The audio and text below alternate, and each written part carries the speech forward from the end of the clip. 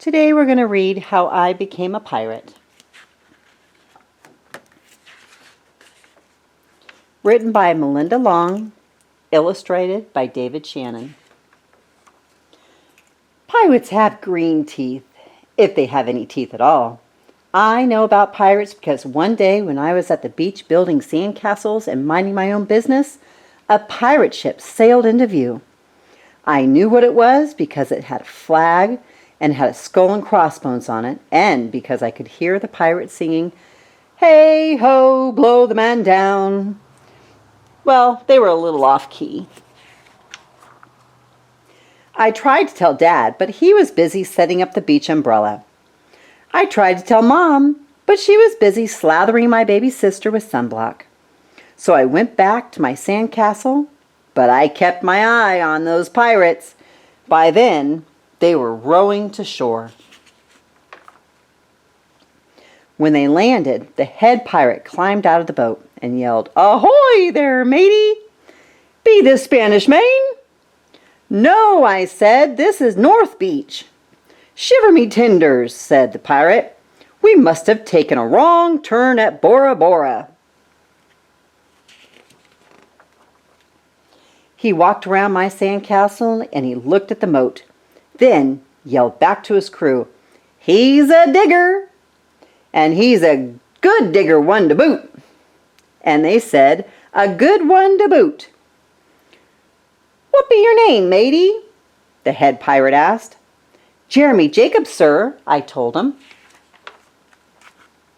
"Well, Jeremy Jacob," he said, "you're looking at Braidbeard and his crew. We've been needing a digger like yourself. We've a chest of treasure to bury." "Aye, treasure," the other one shouted. "You're coming with us," Braidbeard told me. I didn't think Mom and Dad would mind as long as I got back in time for soccer practice the next day. And that's how I became a pirate.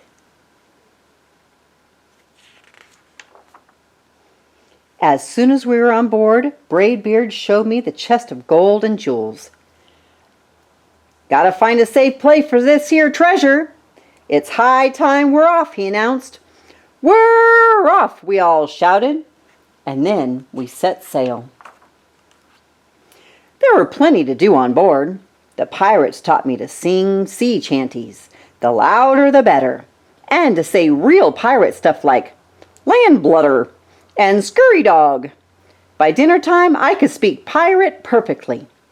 I also learned pirate manners. Braidbeard pounded his fist on the table and yelled, "Down the hatch, me ladies!" "Down the hatch," we all shouted. Braidbeard gulped his food and said, "Hand over the meat." "The meat," we all roared. Nobody told us to finish our spinach. There wasn't any. Or to chew up our carrots. Well, they weren't allowed on board. We talked with our mouths full, and nobody said please or thank you. After dinner, I tried to teach the pirates to play soccer. Braidbeard kicked the ball and yelled, "Arg! Soccer!" "Arg! Soccer!" the crew yelled, and then everybody dove for the ball at once, and it rolled right off the deck. "After it, me hearties!" Braidbeard commanded. "After it," we all whispered. We fought over who would go get the ball.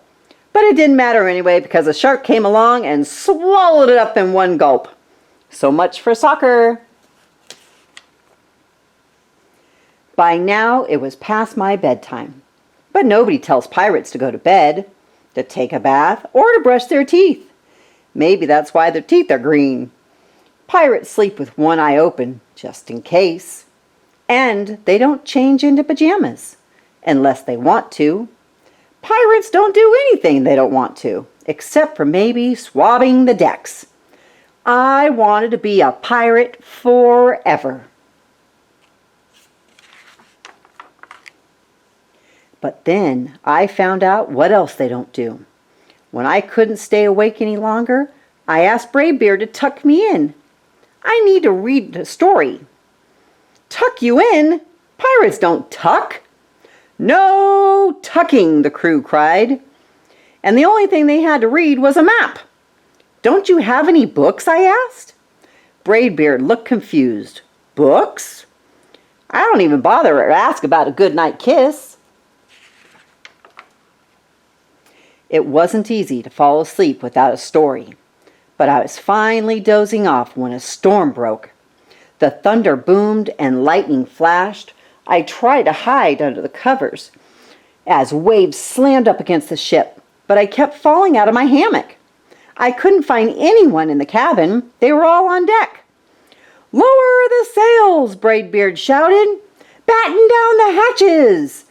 Everybody ran around yelling and lowering and battering, but nobody had time to sit close and tell me it would be over soon.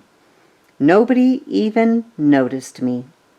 I decided that I didn't want to be a pirate after all. Just then, a flash and a crash, a crack. Lightning hit the mast and split right down the middle. What do we do now? Yelled one of the pirates. We'll have to turn back, called another. But the treasure, hollered Braidbeard. Where will we bury the treasure? I stepped forward. Maybe I can help, shouted over the wind. I think I know the perfect digging spot. When the storm was over, we rowed back to shore and buried the chest. We drew a map so we can find the treasure again, but I don't think I'll need it. After that, the pirates repaired the ship and got ready to set sail. Before they left, Braidbeard handed me the flag and said, You make a fine pirate, Jeremy Jacob. Guard that treasure well. We'll be back to get it soon enough. Soon enough, the crew repeated. And if you ever need us, Braidbeard added, just run the Jolly Roger up the yonder pole. Up the yonder pole, they all shouted. And maybe I will, but not today. I have soccer practice.